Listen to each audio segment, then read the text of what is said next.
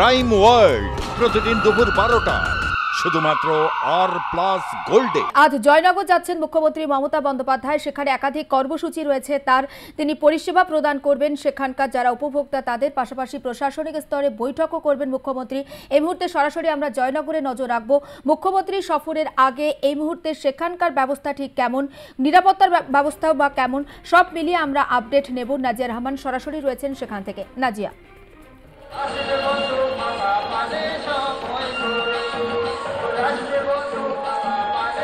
মুখ্যমন্ত্রী মমতা বন্দ্যোপাধ্যায় আর কিছুক্ষণের মধ্যে এখানে উপস্থিত হবেন।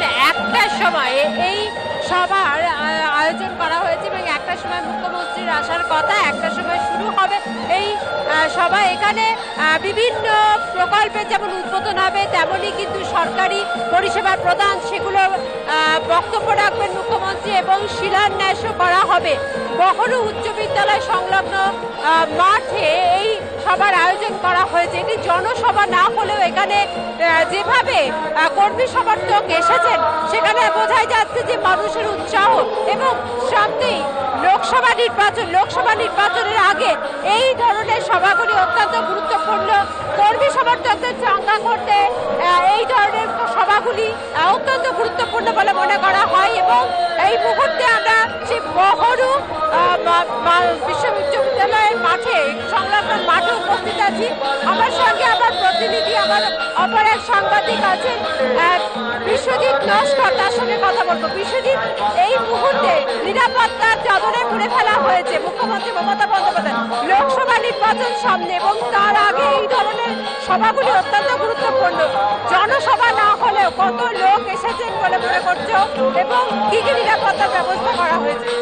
দেখো, প্রথমে বলে রাখি, ঠিক 1টা নাগাদ তিনি হেলিপ্যাডে নামবে, সেখান থেকে গাড়ি করে তিনি সভাস্থলে ঢুকবে। তবে দেখো, নিরাপত্তার একদম চাদরে মুড়ে ফেলা হয়েছে বারুইপুর পুলিশ জেলার পক্ষ থেকে। এসপি নিজে কিন্তু সকাল থেকে তদারকি করছে।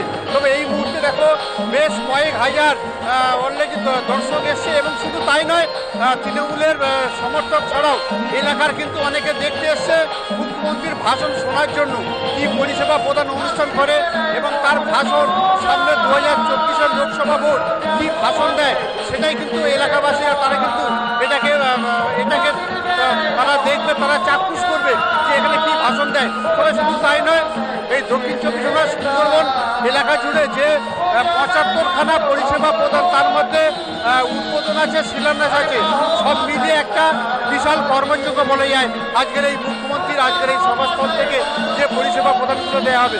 অলরেডি একে একে সেগুলো দেখো, জেলার মন্ত্রী থেকে এমএলএ সেগুলো সবাই কিন্তু এসে গেছে এবং স্পিকার বিমান বন্দ্যোপাধ্যায় তিনি এসে গেছে এবং প্রশাসনের ব্যক্তিত্বটা নিরাপত্তার চাদরে মুড়ে ফেলা হয়েছে। এই বহরু উচ্চ বিদ্যালয়ের সংলগ্ন যে মাঠ এবং জয়নগর জুড়ে নিরাপত্তার ব্যবস্থা জোরদার করা হয়েছে। 12:30 নাগাদ 12:30টার পরে আসার কথা মুখ্যমন্ত্রী মমতা বন্দ্যোপাধ্যায় জয়নগর। একেবারে নজর রাখবেন আজিয়া মুখ্যমন্ত্রী সেখানে কখন এসে পৌঁছান। আপাতত তোমাদের দুজনকে ধন্যবাদ। বহরু হাই স্কুলের মাঠ থেকে সরাসরি ছিলাম আমাদের প্রতিনিধি নাজিয়া রহমান এবং বিশ্বজিৎ নস্কর, দুজনেই ছিলেন এবং মুখ্যমন্ত্রী আসার আগে সেখানকার ছবিটা দেখাচ্ছি। ইতিমধ্যে মানুষজন সেখানে ভিড় জমাতে শুরু করেছেন। বেলা 1টা নাগাদ সেখানে এসে পৌঁছাবেন মুখ্যমন্ত্রী, পরিষেবা প্রদান করবেন তিনি, পাশাপাশি সেখানকার যারা প্রশাসনিক কর্তা রয়েছে তাদের সঙ্গেও বৈঠক করবেন।